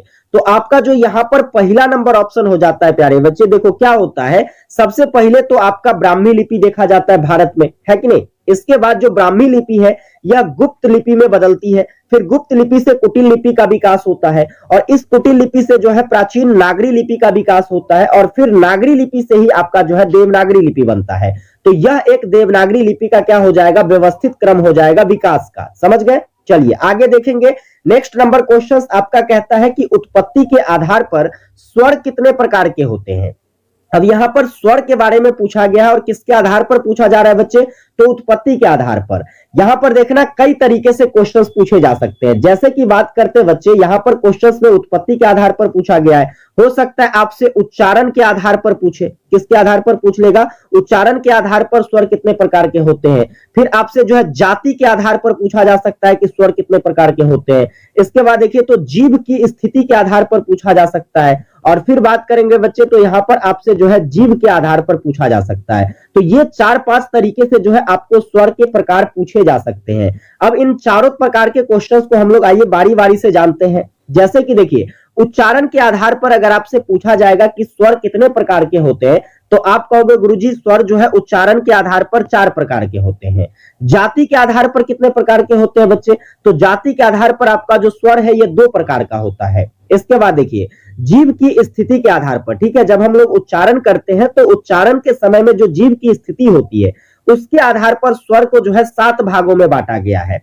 इसके बाद जीव के आधार पर कितने भागों में, तो 2 भागों में बांटा गया है। तो ये सारे भाग आपको याद रखने हैं। अब देखो क्वेश्चंस जो हमारा कह रहा था कि उत्पत्ति के आधार पर स्वर कितने प्रकार के होते हैं, तो आप कहोगे गुरुजी उत्पत्ति के आधार पर भी ये 4 प्रकार का होता है। ऑप्शन नंबर क्या हो जाएगा बच्चे, डी हो जाएगा। चलो अगले सवाल की ओर बढ़ते हैं। आपका नेक्स्ट क्वेश्चन कहता है कि प्रारूपण में सबसे ऊपर क्या लिखा जाता है। जब हम लोग प्रारूपण लिखते हैं बच्चे, ठीक है, देखो यहां पर कई सारे क्वेश्चंस बनेंगे। जैसे कि अगर हम बात करेंगे प्रारूपण की, तो प्रारूपण का जो दूसरा नाम होगा बच्चे वो क्या क्या हो सकता है, ठीक है, ये भी पूछा जा सकता है। प्रारूपण का दूसरा नाम क्या होगा, तो आप सबसे पहले कहोगे सर प्रारूपण को हम लोग जो है यह मसौदा लेखन कहते हैं। क्या कहते हैं बच्चे, मसौदा लेखन कह सकते हैं, या फिर इसी को हम लोग जो है इसी को हम लोग आलेखन कह सकते हैं, ठीक है, या फिर बात करेंगे तो इसी को जो है हम लोग प्रलेखन कह सकते हैं। तो ये 3 अलग अलग नाम हो जाते हैं आपके प्रारूपण के। समझ गए? इसके बाद देखिए प्रारूपण जो है आपका लिखा कहां जाता है, ये सबसे बड़ा सवाल है। अब याद रखना आपको प्रारूपण जो है यह कार्यालय में लिखा जाता है बच्चे। कहां पर, किसी भी ऑफिस में क्या लिखा जाता है बच्चे, तो प्रारूपण लिखे जाते हैं। प्रारूपण को इंग्लिश में क्या कहते हैं बच्चे, ये आपको जो है वर्ड मीनिंग वाला जो क्वेश्चंस आपको बताते हैं उसमें हो सकता है पूछा जा सकता है।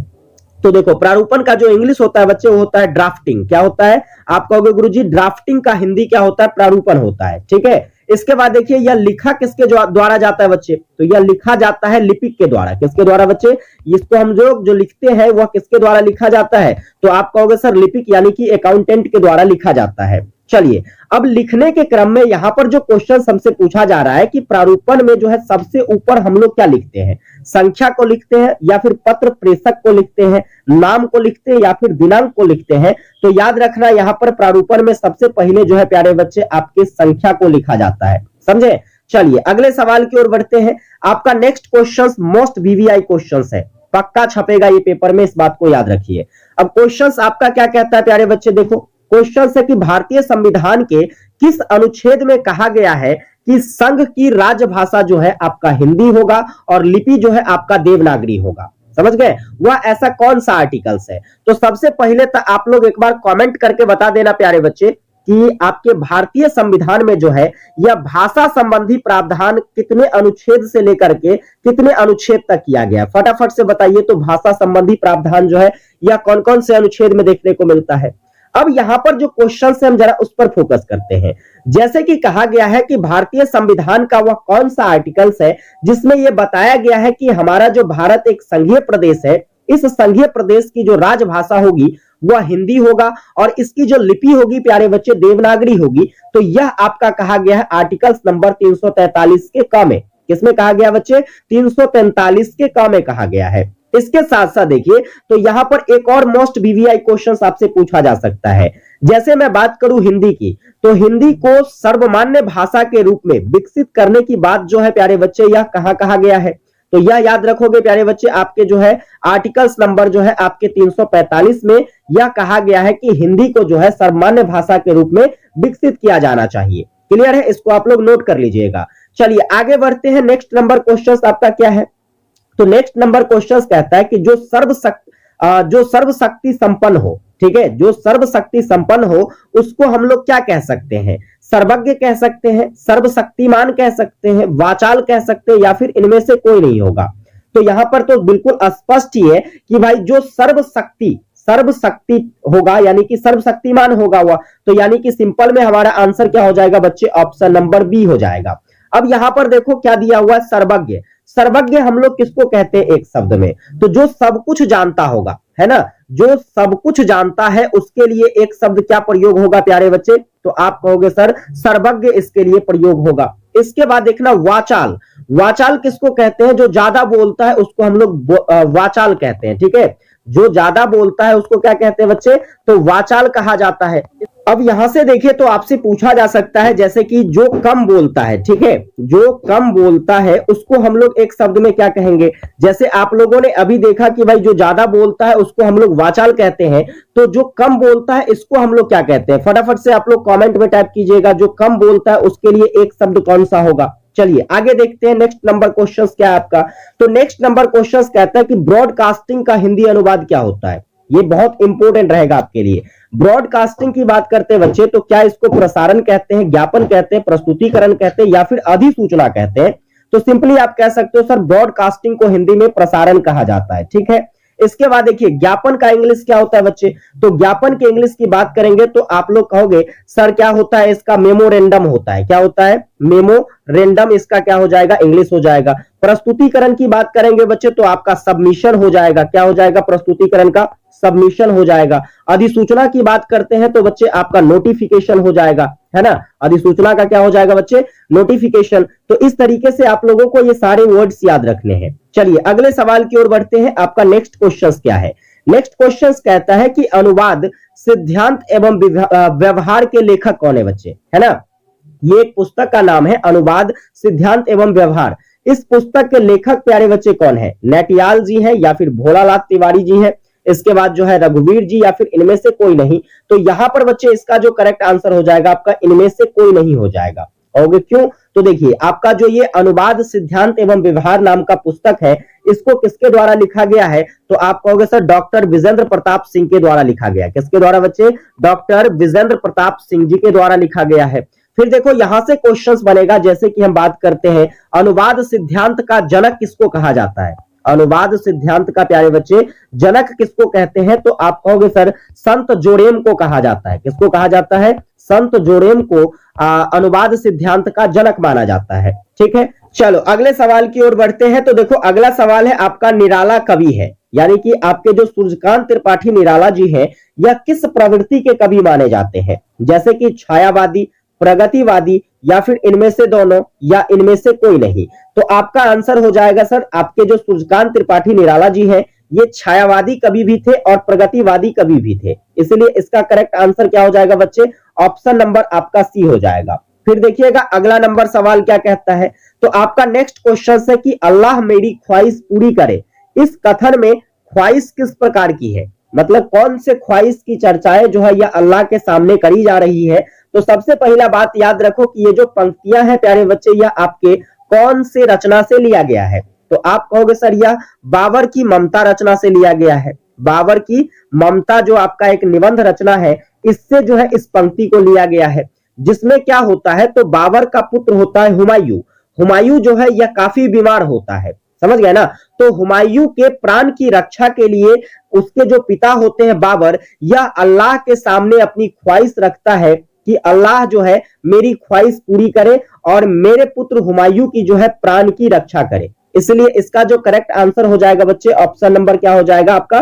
बी हो जाएगा। फिर देखना यहाँ पर जो आपके बाबर की ममता निबंध रचनाएं हैं इसके लेखक कौन है प्यारे बच्चे? अगर आपसे लेखक के बारे में पूछा जाए तो आप कहोगे सर इसको लिखा गया है देवेंद्र नाथ शर्मा जी के द्वारा। किसके द्वारा लिखा गया बच्चे? देवेंद्र नाथ शर्मा जी के द्वारा यह लिखा गया है, समझ गए। चलिए अगले सवाल की ओर बढ़ते हैं। आपका नेक्स्ट क्वेश्चन कहता है कि साधु को तावीज बनाने के लिए पेशगी दी गई, ठीक है, यानी कि जो आपका क्या कहते हैं सदाचार का तावीज नाम का एक निबंध है, ठीक है, सदाचार का ताबीज नाम का एक निबंध है, उसमें राजा जो होते हैं बच्चे क्या करते हैं, तो आपके साधु को जो है वह ताबीज बनाने के लिए क्या करते हैं, तो कुछ पैसे देते हैं, बैना जिसको आप लोग कहते हो, वो पेशगी दे करके उनको ताबीज बनाने के लिए कहते हैं। तो कितना जो है पैसे वह पेशगी के रूप में देते हैं, 2 करोड़ या फिर 3 करोड़ या फिर 5 करोड़ या इनमें से कोई नहीं। तो आपका आंसर हो जाएगा बच्चे 5 करोड़ रुपया जो है राजा क्या करते हैं, तो साधु को पेशगी के तौर पर देते हैं,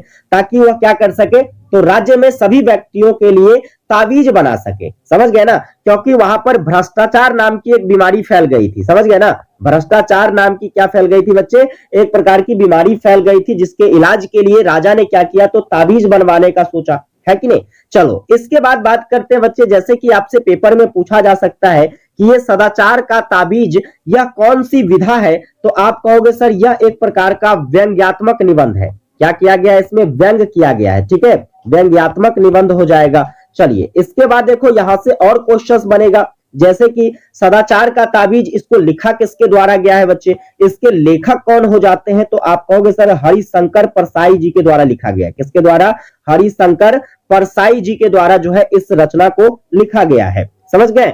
41 नंबर क्वेश्चन कहता है कि 1955 में किसकी अध्यक्षता में जो है राजभाषा समिति का गठन हुआ था। राजभाषा समिति जो है प्यारे बच्चे, इसका गठन सबसे पहली बार कब होता है, तो 1955 में होता है। एक क्वेश्चन तो आपका यहां से बन गया। इसके बाद देखिए, जब इस समिति का गठन होता है सबसे पहली बार, तो इसकी अध्यक्षता कौन करते हैं प्यारे बच्चे, ये पूछा जा रहा है आपसे। सबसे पहले अध्यक्ष कौन थे इसके, तो आप कहोगे सर बाल गंगाधर खैर थे, ठीक है। ऑप्शन नंबर क्या हो जाएगा आपका, बी यहां पर सही हो जाएगा। इसके साथ साथ देखिए यहां पर और भी कई सारे प्रश्न बनेंगे, जैसे कि ये जो समिति थी, इस समिति का गठन जो है यह किस आधार पर किया गया था, तो आपके भारतीय संविधान के अनुसार अगर बात करें तो आपका जो है भारतीय संविधान में 344 का क नंबर जो आर्टिकल है, इस आर्टिकल के आधार पर जो है राजभाषा समिति का गठन होता है। जब इस समिति का गठन होता है तो इसमें कुल कितने सदस्य थे प्यारे बच्चे, तो अगर सदस्यों की संख्या आपसे पूछ लिया जाए तो कहोगे सर टोटल 21 गो सदस्य था। कितना सदस्य है प्यारे बच्चे, 21 गो। इसके बाद चलिए आगे यहां से और क्वेश्चंस बनेगा, जैसे कि हम बात करें राजभाषा समिति के अध्यक्ष की, तो राजभाषा समिति का जो अध्यक्ष होता है प्यारे बच्चे, ये कौन होता है, तो राजभाषा समिति का जो अध्यक्ष होता है, याद रखना, केंद्रीय गृह मंत्री होता है। कौन होता है बच्चे, केंद्रीय गृह मंत्री जो है ये कौन होते हैं, तो राजभाषा समिति के अध्यक्ष होते हैं। जैसे अभी वर्तमान की अगर हम बात करेंगे तो आप कहोगे सर वर्तमान में जो है केंद्रीय गृह मंत्री कौन है, अमित शाह जी हैं, तो इसीलिए जो है वर्तमान राजभाषा समिति के अध्यक्ष कौन हो जाएंगे, तो आपके अमित शाह जी हो जाएंगे। साथ में देखिए यहां से एक और क्वेश्चन बनेगा बच्चे, एक और क्वेश्चन क्या बन सकता है, तो अगर हम बात करें केंद्र हिंदी समिति के बारे में, किसके बारे में बात करें, केंद्र हिंदी समिति के अगर अध्यक्ष के बारे में आपसे पूछा जाएगा तो आप क्या कहोगे, तो सर केंद्र हिंदी समिति के जो अध्यक्ष होते हैं वह आपके प्रधानमंत्री होते हैं। कौन होते हैं, प्रधानमंत्री। जैसे कि देखिए यहां पर राजभाषा समिति के अध्यक्ष होते हैं आपके गृह मंत्री, वैसे ही केंद्र हिंदी समिति के अध्यक्ष जो होते हैं वह आपके प्रधानमंत्री जी होते हैं। जैसे वर्तमान में अभी कौन है, तो नरेंद्र मोदी जी हो जाएंगे, ठीक है। इस तरीके से जो है यहाँ पर कई सारे प्रश्न आपसे बनाकर पूछे जा सकते हैं, तो पेपर में अगर क्वेश्चंस आएगा तो आप लोग आराम से कर लीजिएगा। चलिए सेशन अगर आपको हेल्पफुल लगती है आप लोग शेयर करते जाओ, ज्यादा से ज्यादा स्टूडेंट्स को क्लास से जोड़िए, ताकि आपको भी पढ़ने में मजा आए और हमें भी जो है बेहतरीन से बेहतरीन कंटेंट उपलब्ध कराने में मजा आ सके। चलिए बच्चे हम लोग नेक्स्ट क्वेश्चंस पर चर्चा करते हैं। बड़ा ही इंपॉर्टेंट क्वेश्चन रहेगा आपके एग्जाम के दृष्टिकोण से। देखो बच्चे क्वेश्चन कहता है कि इनमें जो है कौन महाप्राण ध्वनि है। अब महाप्राण ध्वनियों के बारे में बात करेंगे तो यह आपके व्यंजन ध्वनि का प्रकार है। व्यंजन ध्वनि के कौन कौन से प्रकार, जैसे कि देखिए अगर हम बात करें यहां पर तो एक हो जाता है आपका अल्प प्राण हो जाता है, ठीक है। इसके बाद दूसरा जो हो जाता है बच्चे वह है आपका महाप्राण, ठीक है। चलो इस दोनों को अगर आप अच्छे तरीके से समझ जाते हो तो जरूरी नहीं कि जो ऑप्शन में यहां पर दिया हुआ है वह आपके पेपर में ऑप्शन देगा, कोई भी एक ध्वनिया दे सकता है, पूछेगा बताओ इसमें कौन जो है अल्प प्राण है या कौन जो है इसमें महाप्राण है। तो जब आप इसको समझ जाइएगा अच्छे तरीके से तो कोई भी वर्ण आएगा तो आप पहचान लोगे। चलिए तो यहां पर देखो अल्प प्राण की बच्चे बात करते हैं तो यह आपका क्या है, व्यंजन ध्वनि का प्रकार हो जाता है। व्यंजन ध्वनियों की हम बात करें तो यह कई प्रकार के होते हैं, जैसे कि इसमें सबसे पहला तो स्पर्श व्यंजन ध्वनि आता है, फिर बच्चे आपका जो है अंतःहस्त व्यंजन ध्वनि आ जाता है, और इसके बाद देखिएगा आप तो आ जाएगा आपका उष्ण व्यंजन ध्वनि, है ना। तो ये सारे व्यंजन ध्वनियां हो जाते हैं। हम तीनों आधार पर देखते हैं। जैसे सबसे पहले स्पर्श व्यंजन ध्वनि की बात करते हैं, तो देखो यहां पर अल्प लिखा हुआ है। अल्प में कई गो शब्द होता है, अ ल प, 3 गो शब्द। अब यहां पर ये जो 3 है, मैथ में आप लोग पढ़े होंगे कि विषम संख्या होता है ना। तो याद रखिएगा कि 1, 3 और 5 नंबर पर आने वाला जो वर्ण होगा वह आपका क्या हो जाएगा, तो अल्प प्राण हो जाएगा स्पर्श व्यंजन वर्ण में। जैसे देखो स्पर्श व्यंजन वर्ण में क्या क्या आता है। सबसे पहला आपका कवर्ग आता है, चवर्ग आता है, टवर्ग आता है, तवर्ग आता है और फिर आ जाता है आपका पवर्ग। इसमें देखिए 5-5 वर्ण होते हैं। सभी वर्ग में कितने वर्ण होते हैं, तो 5-5 वर्ण होते हैं। इन पांचों वर्ण में जो पहला नंबर पर आता है, जैसे क ख ग घ में क आता है, च छ ज झ में च आता है, ट ठ ड ढ में ट आता है, त थ द ध में त आता है और प फ ब भ में प आता है। फिर तीसरा नंबर पर क्या आएगा, तो क ख ग घ में ग आएगा, च छ ज झ में ज आएगा, ट ठ ड ढ में प्यारे बच्चे ड आएगा। इसके बाद त थ द ध में त के बाद जो है थ द आएगा। इसके बाद देखिए तो यहां पर जो है आपके प फ ब आ जाएगा, है ना। तो इस तरीके से पांचवा वर्ण अब कौन सा होगा, तो पांचवा वर्ण आपका अंग हो जाएगा। फिर यहाँ पर यो हो जाएगा, यहाँ पर अर हो जाएगा, यहाँ पर न हो जाएगा और म हो जाएगा। तो ये सारे वर्ण जो है बच्चे आपके किसके अंतर्गत आ जाएंगे, तो आपके अल्प प्राण के अंतर्गत आ जाएंगे। महाप्राण की बात कर लें तो देखो महा में कितने वर्ण है प्यारे बच्चे, आप कहोगे गुरुजी 2 गो वर्ण है। कितने वर्ण है, 2 गो। तो 2 एगो सम संख्या होता है, यानी कि दूसरा नंबर पर और चौथा नंबर पर जो वर्ण आएगा वह क्या हो जाएगा बच्चे, आपका जो है स्पर्श व्यंजन ध्वनि में महाप्राण ध्वनि हो जाएगा। जैसे मान लीजिए ख हो गया क ख ग घ में, इसके बाद जो है घ हो जाता है। फिर यहां पर देखो च छ ज झ में आपका दूसरे नंबर पर क्या आता है, तो छ आता है। इसके बाद ज नहीं आपका झ हो जाएगा। फिर ट ठ ड ढ की बात करेंगे तो यहां पर देखिए आपका ठ हो जाएगा और इसके बाद जो है ढ हो जाएगा। इसके बाद त थ द ध में देखो तो आपका थ होगा और इसके बाद जो है ध हो जाएगा। प फ ब भ में क्या होगा बच्चे, तो फ हो जाएगा और आपका भ हो जाएगा।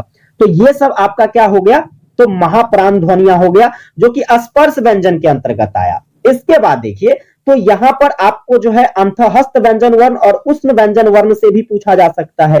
तो अगर हम अंतःहस्त व्यंजन वर्ण की बात करते हैं तो अंतःहस्त व्यंजन वर्ण कौन कौन सा होता है, य होता है, र होता है, ल होता है और व होता है। तो ये सब जो है आपका किसमें आ जाएगा बच्चे, तो आप कहोगे सर ये सब जो है अल्प प्राण में आ जाएगा। किसमें आ जाएगा बच्चे, अल्प प्राण में। देख रहे हो यहां पर ये बड़का टाके वर्ण है इसलिए बड़का वाला में आएगा। और दूसरा देखो यहां पर आपका जो है उष्ण व्यंजन ध्वनि होता है।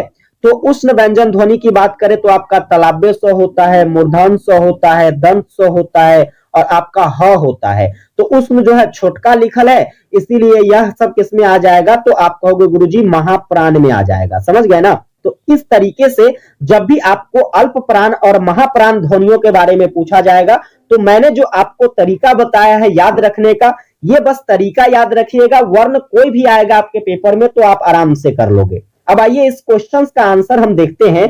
तो बच्चा जी इसका पहले तो आप स्क्रीनशॉट ले लीजिए, ठीक है। और इस क्वेश्चन के आंसर पर आइए चर्चा करते हैं। जैसे कि यहां पर देखना झ दिया हुआ है, तो झ कहां आता है बच्चे, महाप्राण में आता है। इसके बाद देखिए यहां पर क्या है आपका जो है ख, जिसको हम लोग जो है मूर्धन स कहते हैं। मूर्धन स कहां आता है बच्चे, तो यह भी आपके महाप्राण में आता है। इसीलिए देखो यहां पर इसका जो आंसर हो जाएगा ए और बी दोनों हो जाएगा, ऑप्शन नंबर डी हो जाएगा। समझे ना। इस तरीके से आपको क्या करना है, तो चूज करना है। चलिए अगले नंबर क्वेश्चंस पर चर्चा करते हैं। आपका नेक्स्ट क्वेश्चन बच्चे कहता है कि निम्न में जो है सघोष ध्वनि कौन सी है। अब फिर लो यहां पर भी जो है इसी प्रकार का लोचा खड़ा होने वाला है। जैसे अभी आप लोगों ने महाप्राण और अल्प प्राण को देखा है, वैसे ही चीजों को यहां पर हम लोग सघोष ध्वनि और एक और ध्वनि होता है जो कि आपका अघोष ध्वनि है, इस दोनों को भी समझते हैं। सघोष यानी कि आप इसको घोष ध्वनि भी कहते हैं और एक होता है अघोष ध्वनि। चलो इस दोनों को समझ जाएंगे तो हमारे क्वेश्चन का आंसर आ जाएगा। जैसे देखिए अगर हम सघोष की बात करते हैं और अघोष की बात करते हैं तो यहां पर याद रखना अघोष में जो है पहला नंबर वाला वर्ण और दूसरा नंबर वाला वर्ण, ठीक है। जैसे आपका क ख ग घ में क और ख हो जाएगा, च छ ज झ में च और छ हो जाएगा। फिर देखो ट ठ ड ढ में ट और ठ हो जाएगा, त थ द ध में त और थ हो जाएगा और प फ ब भ में प और फ हो जाएगा। ये सब आपका अघोष व्यंजन ध्वनियां हो गया। इसके बाद सघोष व्यंजन ध्वनि की बात करते हैं तो अंतिम का 3 गो, 3 4 5 है ना। जैसे देखिए क ख ग घ में आपका जो है ग आता है, घ आता है और अंग आता है, ठीक है।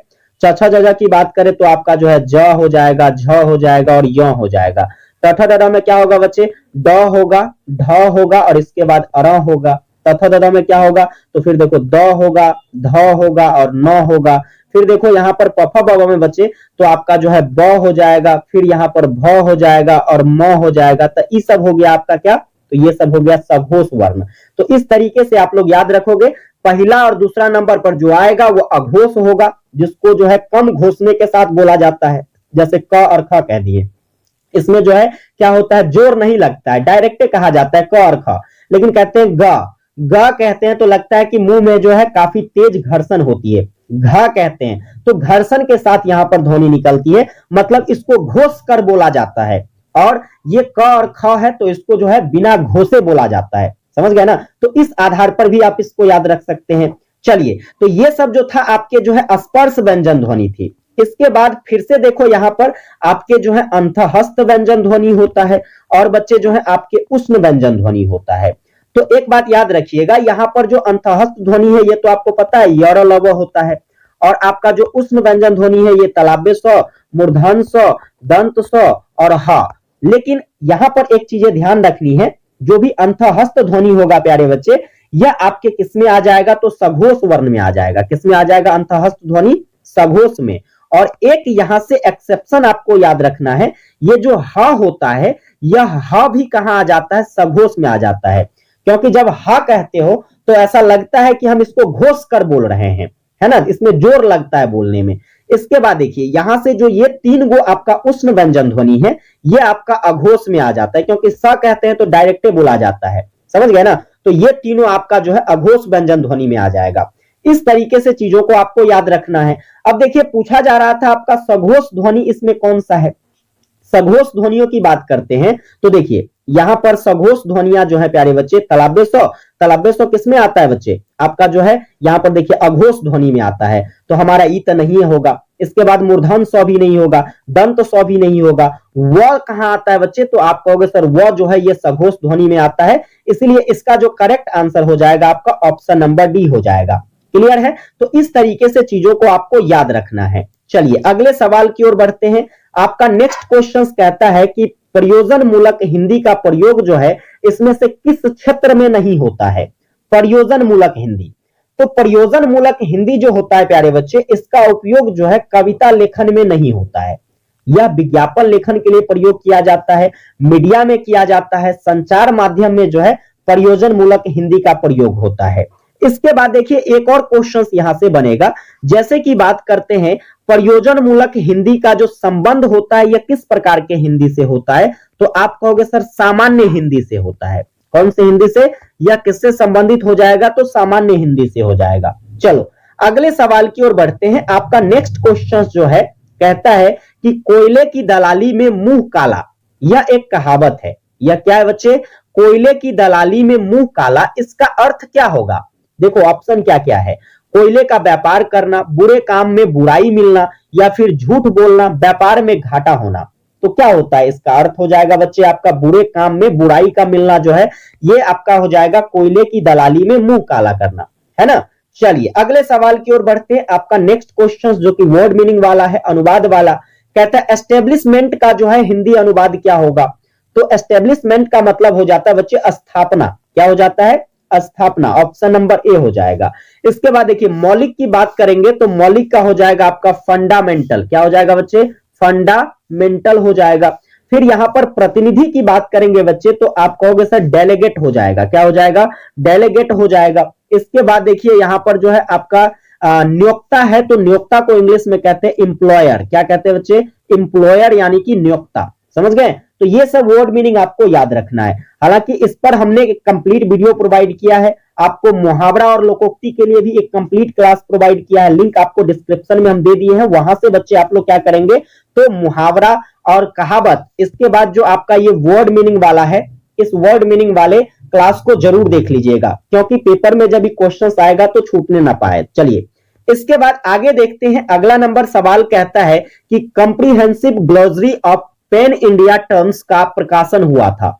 मतलब ये जो पुस्तक है comprehensive glossary of pan India terms, इसका प्रकाशन जो है ये कहां से होता है? नागरिक प्रचारणी सभा से, या फिर केंद्रीय हिंदी निर्देशालय से, हरियाणा साहित्य अकादमी से, या फिर इनमें से कोई नहीं। तो बच्चा जी इसका जो करेक्ट आंसर हो जाएगा आपका कौन सा हो जाएगा? हरियाणा साहित्य अकादमी हो जाएगा। इस पुस्तक का प्रकाशन हरियाणा साहित्य अकादमी से हुआ है। इसके बाद देखिए एक और पुस्तक का नाम आप लोग याद रखिएगा, ठीक है। पुस्तक का नाम क्या है? तो अकम्प्रीहेंसिव इंग्लिश हिंदी डिक्शनरी, ठीक है। यहां पर याद रखेंगे आप लोग a comprehensive English Hindi dictionary, a comprehensive Hindi English Hindi अंग्रेजी शब्दकोश, ठीक है।